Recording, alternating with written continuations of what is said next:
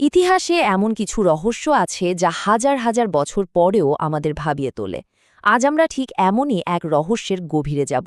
সিন্ধু উপত্যকার এক বিশাল আর উন্নত সভ্যতার উত্থান এবং তার হঠাৎ করে হারিয়ে যাওয়ার গল্প নিয়ে কথা বলবো। তো চলুন শুরু করা যাক সেই মিলিয়ন ডলার প্রশ্নটা দিয়ে, যা প্রত্নতাত্ত্বিক আর ঐতিহাসিকদের আজও ভাবায়। কিভাবে এত গোছানো, এত উন্নত একটা সভ্যতা প্রায় কোনো রকম চিহ্ন না রেখেই ইতিহাস থেকে মুছে গেল? আর এই রহস্যটা আরও গভীর হয় যখন আমরা এর বিশালতার কথাটা ভাবি। ধারণা করা হয় এই সভ্যতায় প্রায় ৫০ লক্ষরও বেশি মানুষ বাস করত।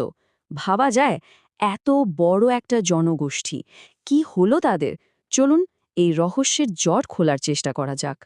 সিন্ধু সভ্যতাকে বুঝতে হলে আমাদের টাইম মেশিনে করে ফিরে যেতে হবে প্রায় ৫,০০০ বছর আগে। এটা ছিল এমন এক সভ্যতা যা মিশরীয় আর মেসোপটেমীয় সভ্যতার সাথেই বেড়ে উঠছিল, কিন্তু হাজার হাজার বছর ধরে এটা ছিল সবার চোখের আড়ালে, যেন ইতিহাসের এক ভুলে যাওয়া পাতা। একবার ভাবুন তো, একদিকে যখন মিশরে বিশাল বিশাল পিরামিড তৈরি হচ্ছে, ঠিক সেই সময়ে কিন্তু আমাদের এই উপমহাদেশে একটা অসাধারণ নগর সভ্যতা মাথা তুলে দাঁড়াচ্ছিল। কিন্তু মজার ব্যাপার হলো, পিরামিডের কথা তো আমরা সবাই জানি, তাই না? অথচ এই সভ্যতার কথা বছরের পর বছর, বলা যায় হাজার হাজার বছর ধরে কেউ জানতই না।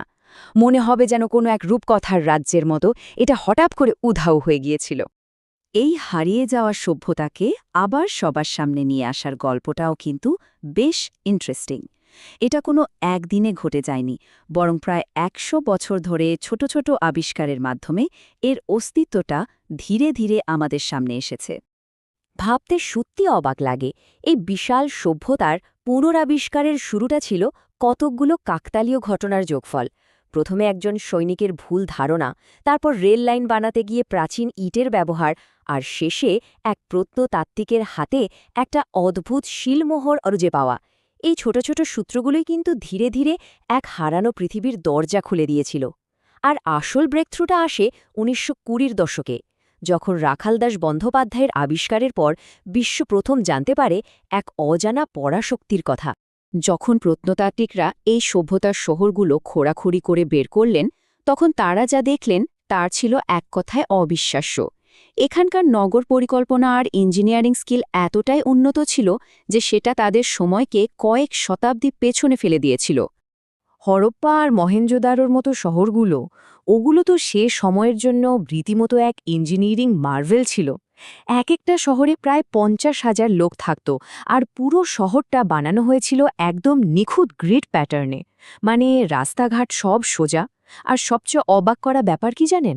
প্রত্যেকটা বাড়িতে ছিল নিজেদের কুয়ো, বাথরুম, মাটির নিচে ঢাকার ড্রেন, এমনকি রাস্তার মোড়ে মোড়ে ছিল পাবলিক ডাস্টবিন। সত্যি বলতে এমন সব সুবিধা আজকের দিনের অনেক শহরেও দেখা যায় না। আমরা অনেকেই হয়তো ভাবি যে রোমানরাই উন্নত স্যানিটেশন ব্যবস্থার মাস্টার ছিল, কিন্তু আসল সত্যিটা হলো সিন্ধু সভ্যতার ইঞ্জিনিয়াররা রোমানদের প্রায় ১,০০০ বছর আগেই বিশ্বের প্রথম আরবান স্যানিটেশন সিস্টেম তৈরি করে ফেলেছিল। এটা তাদের প্রকৌশলগত দূরদর্শিতার এক অসাধারণ প্রমাণ, তাই না? তাদের স্থাপত্য দক্ষতার আরেকটা দুর্দান্ত উদাহরণ হল মহেঞ্জোদারোর এই বিশাল স্নানাগার। এটা শুধু একটা সুইমিং পুল ছিল না, এর জল ঢোকানো আর বের করার জন্য ছিল দারুণ সব ব্যবস্থা। ধারণা করা হয় এটা সম্ভবত কোনো ধর্মীয় বা সামাজিক অনুষ্ঠানের জন্য ব্যবহার করা হতো। সিন্ধু সভ্যতার মানুষ কিন্তু শুধু অসাধারণ নগর পরিকল্পনাবিধি ছিল না, তারা ছিল দারুণ ব্যবসায়ীও। তাদের অর্থনীতি ছিল খুবই উন্নত, আর তারা প্রাচীন বিশ্বের এক গুরুত্বপূর্ণ ট্রেডিং হাবে পরিণত হয়েছিল। তারাই ছিল বিশ্বের প্রথম সভ্যতা যারা সমুদ্রপথে আন্তর্জাতিক বাণিজ্য শুরু করে। মেসোপটেমিয়া আর মিশরের মতো দূরের সভ্যতার সাথেও তাদের নিয়মিত বাণিজ্যিক যোগাযোগ ছিল।